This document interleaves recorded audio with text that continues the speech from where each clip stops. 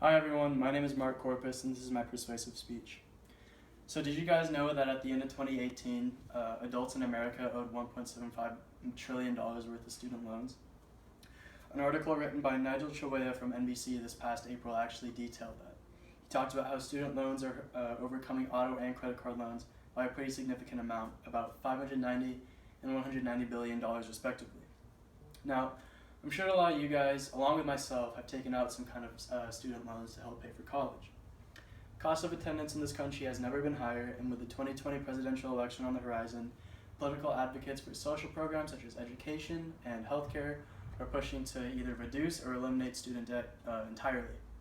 Now, that might sound like a really sweet thing, but there are caveats to some kind of public policies such as this. It is shown that the positives are actually being outweighed by the negatives.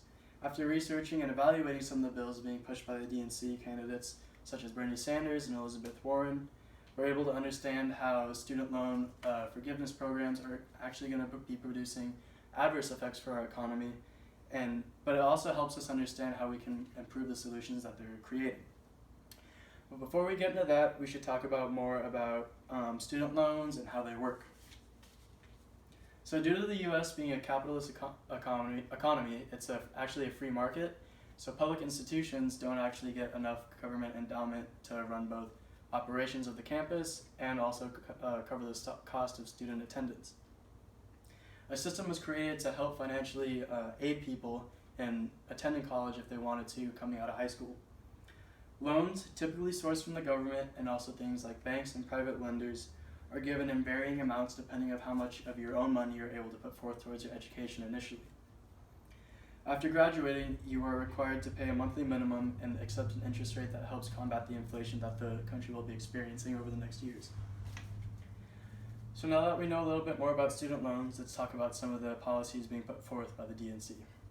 Elizabeth Warren, her campaign comes with the idea that citizens in America should get up to $50K of student loan forgiveness. Like the federal student loan system, however, it all depends on your income. An article published by NPR earlier this month talked about how people coming home with $100,000 or less every year actually get $50K worth of student loan forgiveness. However, the more that you make, the less that you get from the government, meaning that if you make more than $250,000, you'll be getting no support. And this money isn't actually coming from the government itself, it's coming from the citizens. Elizabeth Warren on her website talks about the ultra-millionaire tax. In essence, it's a 2% net worth tax on people making more than $50 million a year, and a 3% net worth tax on people making more than $1 billion a year. According to her website, the tax revenue on the 0.1% of Americans that she's talking about will bring in about $2.75 trillion worth of tax revenue over the 10 years after it's initiated. Now, her plan is actually punishing people that are going to college for higher degrees, such as doctors and lawyers. Everyone knows that medical school and law school, along with things like master's degrees and doctorate programs, don't cost any less than undergraduate degrees. Robert Farrington, a senior consultant that writes for Forbes magazine and their website, put it well when he said, "At its core, the plan doesn't penalize people that are overborrowing for their college tuition.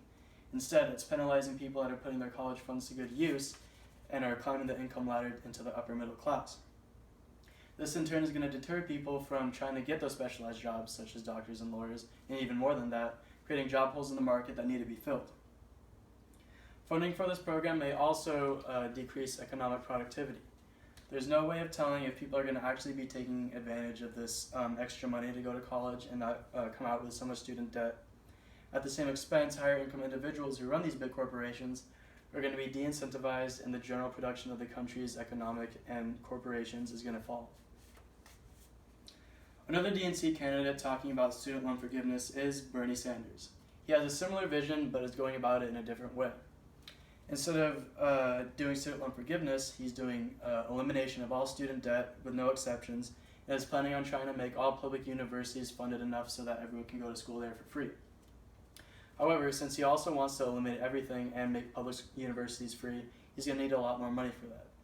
Funding will come from a 0.5% tax on all stock market trades on Wall Street and a 0.1% tax on all bond traders. These taxes may scare away investors, causing the stock market to plummet.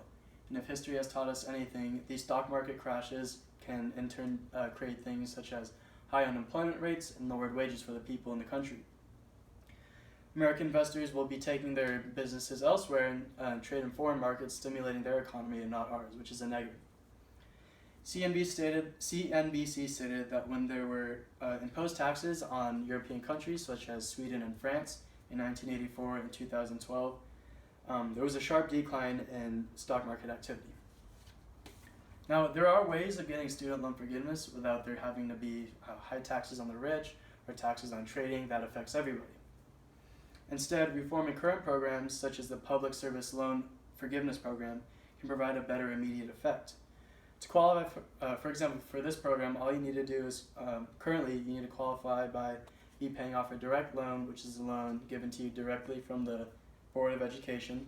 You need to have a qualifying repayment plan, and you need to do public service for at least 10 years.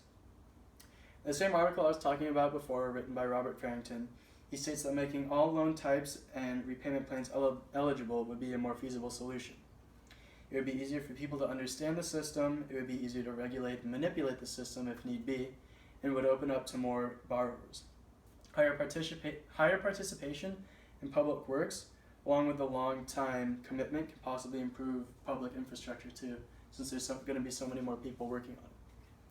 So as you can see, there's a lot of baggage that comes with some of the DNC policies in terms of student loan forgiveness. I myself, as a college student, don't want to shy away from any of them, but I do want to be well informed in this upcoming election, just to make sure that the choices that we make now aren't going to be negatively affecting us in the future. So thank you for listening to my speech.